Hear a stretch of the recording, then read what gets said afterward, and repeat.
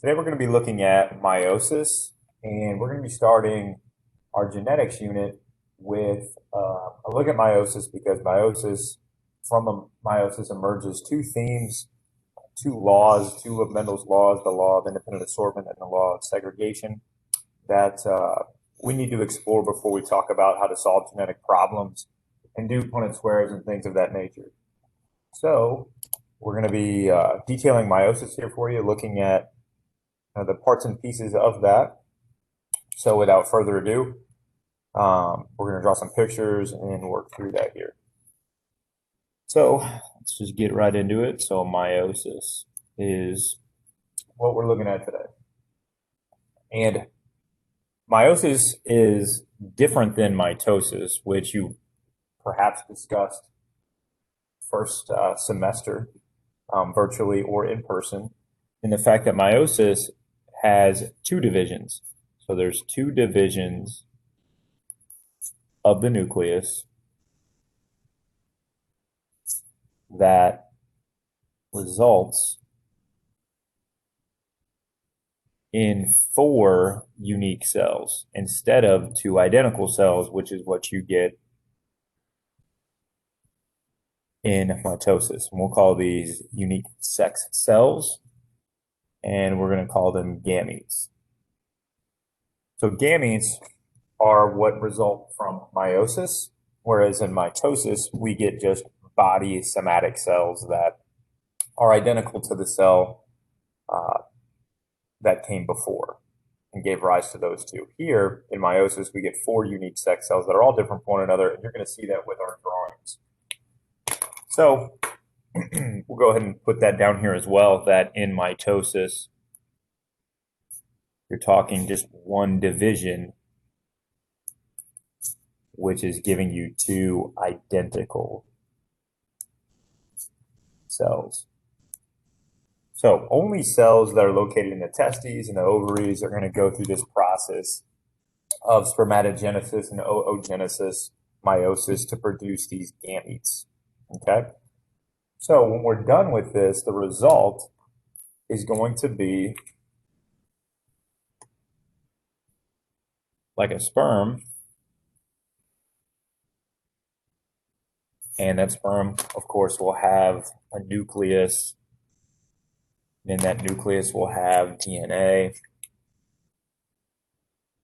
But that chromosome count is going to be just 23 rather than the 46 chromosomes that you would see within a normal cell that's not from meiosis.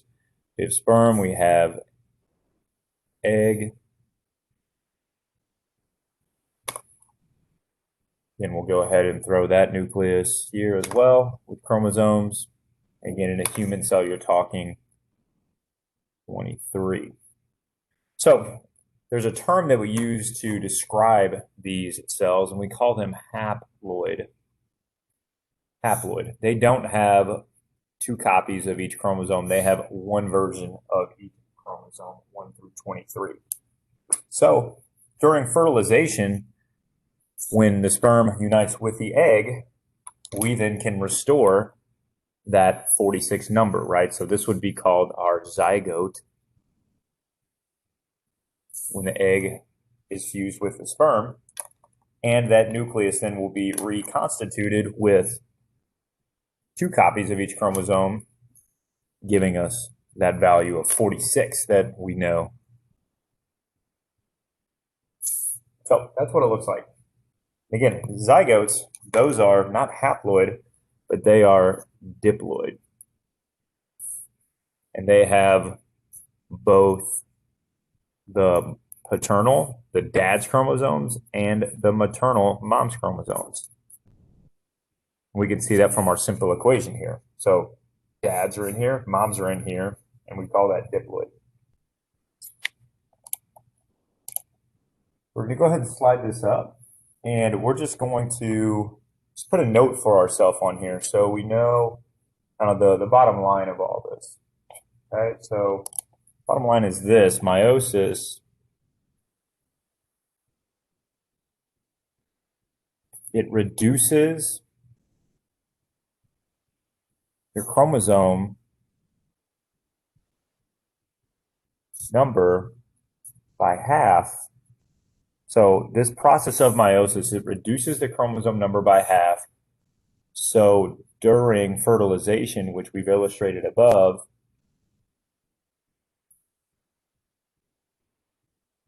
the correct number of chromosomes is restored in that zygote. So again, that's the bottom line, right? It reduces chromosome count by half. So during fertilization, which we've depicted above, that number of 46 is restored. That's kind of what we're after and what we're looking at. So we're going to talk about the cell cycle again briefly. This is something that maybe you covered first semester. So we're going to sketch out this cell cycle. And I'm just going to take a cup here and give myself a nice circle that I can use.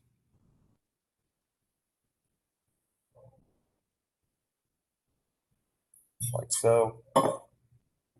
And I'm going to go ahead and break this cell cycle up into 4 compartments to begin with. I'm going to make the bottom one quite a bit bigger just because I need more space down there. And we're going to say cells that enter this cell cycle. These are what we call germ line cells. Germ line cells. And these are cells that are going to enter meiosis or meiosis. So only germline cells are going to enter meiosis, right? So if it's not a germline cell that's going to be found in the testes or the ovaries, it's not going to enter this process. So only these cells enter this process. And it's not really, I probably need to somewhat modify this because it's not really a wheel, because it's not necessarily a continuous cycle, but it's more of a, there's an exit point down here. So we have a starting point, which we'll say is right here. So these germline cells, they will enter this process here, and they will go through a process called G1, which is cellular growth. It puts on size. It performs its normal activities up to that point. It's going to then enter what we call S phase, where the DNA is replicated. So that chromosome becomes a duplicated chromosome. It will transition into G2, where the cell is preparing to undergo meiosis. Also making additional organelles that are going to be necessary to support 2 or 4 different cells. In this case, it would be 2 with this first division. So what I'm going to do is take this bigger piece of the pie, and there's going to be 8 sections that I'm going to subdivide this into. So I'm going to break this up into what we call P1, M1, A1, and T1. So I have P1, M1, A1, and T1, and this is what we call meiosis 1. And we'll talk about what that looks like. So it's essentially that cell dividing into 2 and splitting up the chromosomes into those cells. Right? The chromosome count there actually does get reduced by half. Then we have a second round of division. And that division, again, is going to play out right here. So I'm going to take a different color. I'm going to have P2. I'm going to have M2. I'm going to have A2 and T2. So I have prophase, metaphase, anaphase, telophase 2 for this second round of meiosis. We're going to call it meiosis 2. And then these cells, these 4 cells that would result are going to exit, and they're going to be sperm or egg. Okay, so what we're going to do is dig into these pieces of meiosis 1, because meiosis 2 looks very similar to mitosis. And if you've seen mitosis previously in first semester, then you're not going to have much of a problem with that. We'll also illustrate some of those examples here as we draw some pictures. So we're going to look at primarily the differences. So we're going to focus on meiosis 1. So we're going to focus on these differences we'll say in meiosis, one specifically, and the differences to when compared to mitosis. So we're going to need to make some pictures and go through some drawings just to make sure that we can adequately illustrate this. All right. So I'm going to start with just my cell here, and we're going to be looking at a phase called prophase 1. So in prophase, whether it's mitosis or meiosis, we start to see a couple things happening. We see the nuclear envelope start to break down and disintegrate. So that nuclear envelope breaks down and the nuclear area seems to occupy a little bit more of the cell's real estate. We see the chromosomes condense. We see these centrioles, these machines that organize the microtubules and the spindle fibers. They've been replicated and they move to opposite ends of the cell, or they start to. And you might see some microtubule spindle fibers start to emerge from these centrioles here. The thing that happens that's different, that does not happen during mitosis, is that homologous chromosome start to find their pairs and they start to partner up. So what we're going to do, instead of drawing 46 chromosomes like we would have in a normal cell, we're going to just reduce that down to 6. So I'm going to say I've got 6 chromosomes, which would mean I have 3 pairs. So my end value here is 3, so I've got 3 pairs of chromosomes for a total of 6. And I'm going to draw the ones that came from this organism's father in blue as paternal chromosomes, and maternal chromosomes, ones that came from this organism's mother, in red. So let's draw the chromosomes that came from dad in here first. So we're going to have chromosome number 1 from dad here, chromosome 2 from dad there, and chromosome 3 from dad here. So those are the 3 chromosomes that came from dad. And again, if I was doing this properly, I would have 23 in here, but there's not enough room for that. So we're going to just condense it down. Let's draw moms. So here's chromosome 1 from mom, chromosome 2 from mom, and chromosome 3 from mom. So this does not happen in mitosis. They do not pair up with their homologous partner like this. This is something that's unique to meiosis, and there's a name for that, and it's called synapsis. So we're going to go ahead and make a note of that. Synapsis. And in synapsis, these homologous chromosomes, they pair up together. And what does that allow for? That allows for these chromosomes to start exchanging segments. So chromosome 1 from dad may swap segments with chromosome 1 from mom. And we get then a reshuffling of the alleles of the genes on those chromosome sections. So I'm just going to draw that by these chromosome sections somewhat swapping. And this can happen anywhere on the chromosome. And it can happen numerous times. But we get a reshuffling of the genetic deck here. And this is called crossing over. Crossing over. And it's essentially just exchanging of chromosome sections.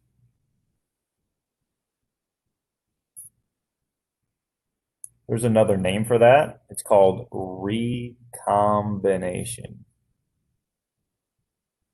Recombination. And why that's important is that this is a source of genetic variety. So this increases genetic variation. So a lot of genetic variation is brought in by this crossing over and recombination process. Really, really, really important. All right, moving on, we're going to look at metaphase 1. So metaphase 1 is that second phase, and I'm going to need to redraw my cell. And we're going to start to see the first of Mendel's laws come into play here. All right, so what this would look like is I'm going to have my centrioles here, And my homologous chromosomes are going to start to migrate and be pulled to the center and the midline of the cell. So let's say that I've got dad's chromosome number 3 right here, dad's chromosome number 2 right here, and dad's chromosome number 1 right here. And then with that would be mom's chromosome number 3, mom's chromosome number 2, and mom's chromosome number 1.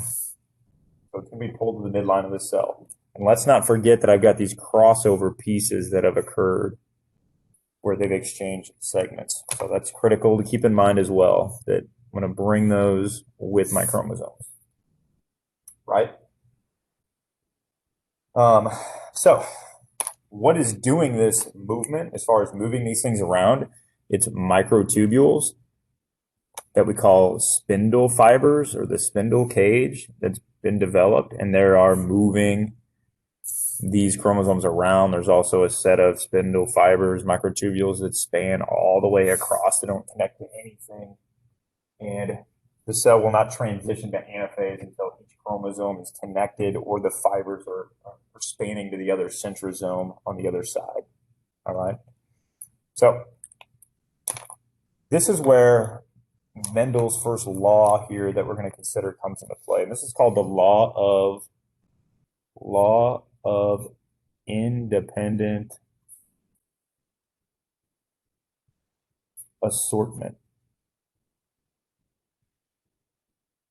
Law of independent assortment. And it's this idea that these chromosomes can line up in any order. Just because dad's chromosome number 3 is on the left doesn't mean dad's chromosome 2 is going to be on the left. Again, these chromosomes are going to get pulled to different sides of this cell and result in different cells. So this lining up is quite important. This ordering is random. So again, just because 3 is here doesn't mean dad's 2 is here, and dad's 1 could be on either side. So that's all random. That's randomly organized. So we're going to say how chromosomes order or line up is random. If this was mitosis, these chromosomes would be single file. They would not be in pairs. So that's a key distinction between meiosis and mitosis. In mitosis, it's single file along the midline, the metaphase plate. In meiosis, they're in homologous pairs.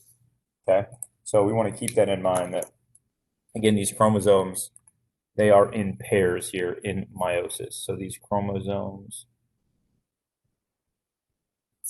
are in pairs. They're in these homologous pairs. Homologous pairs.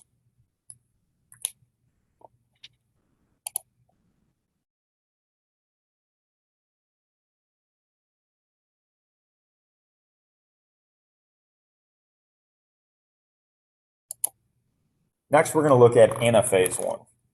So that's going to be the next picture that we draw here, anaphase 1. And I'm going to draw my cell. So just like before, here's my cell.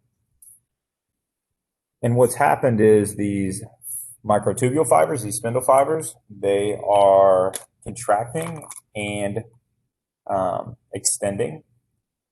And what we're going to see is these homologous pairs, they become separated here. So I'm going to draw this chromosome 3 we had up top. So chromosome 3, and I'm going to draw it like it's moving to the left. Chromosome 3 would move this direction.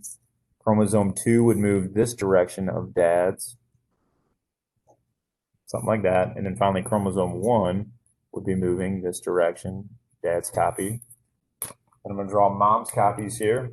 So mom's copy number 3 would be moving this direction. Mom's copy 2 would be moving this direction. And then mom's copy 1 would be moving this direction. Again, so this is 1, this is 2, this is 3, 3, 2, and 1. And then I have those crossover sections, so I'm not going to forget about those. The crossover sections here that I won't forget about. And what has moved those things around are the spindle fibers that have shortened here. So the spindle fibers that are connected to the chromosomes have shortened up, We had an enzyme separase that started to help kind of separate these chromosomes from one another. And they've migrated to the opposite sides of the cell. Okay, so this is the second law of Mendel's, and this is called the law of segregation.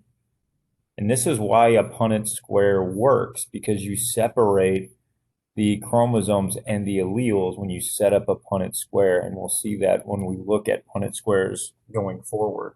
So when we make a Punnett square, the reason why that works to help calculate odds of offspring is because we include both the law of independent assortment and the law of segregation when we set those things up. So again, bottom line, what's happening here in anaphase 1, the homologous pairs. So the homologous pairs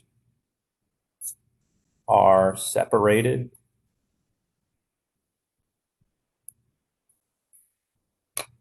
But we see these chromatids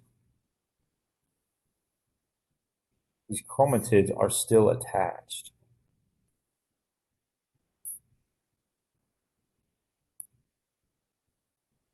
Okay, so at this point is one place where we see something called non-disjunction start to occur, or have the opportunity to occur. So non-disjunction. And this is where the chromosomes fail to separate. So that can happen. And as women get closer to that 40 age, this starts to occur with much more frequency in their developing eggs as they mature, where the chromosomes won't separate properly, and that can lead to a zygote that has too many chromosomes, which often would lead to a miscarriage, or in the case of trisomy 21, could lead to Down syndrome. So non-disjunction is something that is obviously very problematic because you have all these extra, or all this extra genetic information in this extra piece of chromosome that becomes very difficult to manage if you're a developing zygote or blastocyst and or fetus. And we see complications there. So it can happen here, or it can happen later in anaphase 2. Finally, we're going to look at telophase 1 and cytokinesis. So telophase 1 and cytokinesis. So I'm essentially going to have my picture from before, right, which is right here, and I'm going to bring an arrow down. So I'm going to just arrow this down, and I'm going to draw these two cells kind of in separate spaces now, because in telophase, essentially the nuclear areas would start to be redefined. So we would start to get, as this would be pulled to the left and as this would be pulled to the right, we would start to form new nuclear areas here, and then cytokinesis would start to separate the cytoplasm. So we would end up with, at the end of telophase 1 and cytokinesis, we would end up with two cells. And yes, a nuclear envelope would start to reform, but immediately, once the cells are separated by cytokinesis, they would start to undergo prophase 2, and the nuclear envelope would start to deconstruct. So at some point, what we would see then would be chromosome. Again, if we look at what we had from above, we'll have chromosome 3 from dad. Let's see if I can get this in the shot. I don't know if I can. There we go. Chromosome 3, 2, and 1. So 3 and 1 from dad would be over here on the left. So chromosome 3 and 1 from dad would be on the left. And chromosome 2 from dad would be on the right. All right, because that's what we had. 3 and 1 went to the left, 2 went to the right. And then we'd have chromosome 2 from mom on the left and chromosome 3 and 1 on the right. And let's not forget about our crossover pieces that we have still, because that's going to matter here as we kind of finish this up. Okay. So that's what we have with telophase. All right. Again, as telophase 1 and cytokinesis is completed, this enters into meiosis 2, which looks a lot like mitosis. So we have, we'll say meiosis 2 is going to occur. We're going to draw the two cells that result from meiosis 2. So again, meiosis 2 involves the nuclear envelope breaking down, the chromosomes condensing, becoming visible, the spindle apparatus forming, the chromosomes getting lined up single file along the midline this time, similar to what we have pictured here, and then the chromatids actually getting separated. So what we end up with would be two cells over here on the left, two cells over here on the left, and we would have this chromosome's paternal chromosome, this blue chromosome here, number 3, would get split up. So one side would end up with just a blue chromosome 3, and then the other side would end up with a chromosome 3, but that piece would have that little crossover attached to it. Then we would have a chromosome number 2. So this might end up with chromosome 2, and this would end up with chromosome 2 as well from mom, but it would have that little blue piece attached. And the same thing would happen with chromosome 1. So here we're getting chromosome 1. Here we're getting chromosome 1. It's got a little red piece. So these cells are not identical. Because of those crossover sections, these cells are different. Now they're close. They've got a lot of similar alleles and genes, but they are actually different because of those crossover sections. Okay. We're then going to look at these two cells that would result over here on the right side. We're going to have chromosome 3 from mom over here, chromosome 3 from mom over here. And again, this one on the left, we're going to say has a little crossover piece. We have chromosome 2 from mom and chromosome 2 from mom. And this piece here has the crossover section. And then chromosome 1 from mom and 1 from mom. And again, this piece has the little crossover section. So again, all 4 of these resulting gametes are unique and different from one another. So we have 4 unique gametes. And these would become the sperm or the precursors to the egg. So if we go back and we just kind of track our chromosome count and where it actually got reduced, so we pull all this back, we started with a cell that had just 6 chromosomes, right? We have 6 right here, 1, 2, 3, 4, 5, 6. We went to metaphase 1, we have 1, 2, 3, 4, 5, 6, so we still have 6. In anaphase 1, we have 1, 2, 3, 4, 5, 6, still 6. And then we get into telophase 1, and this is now where it's reduced to 3 and 3. And then as we go through meiosis 2, we have 3, 3, 3, and 3, right? Because they count as individual chromosomes. This is a duplicated chromosome. This is a non-duplicated chromosome, but both are chromosomes. So that's meiosis. If you have any questions, Friday during the Q&A is going to be the best time to get those answered, or you can email. We will watch an animation next time that kind of takes us through this just to review. And I hope that's helpful. We'll see you next time.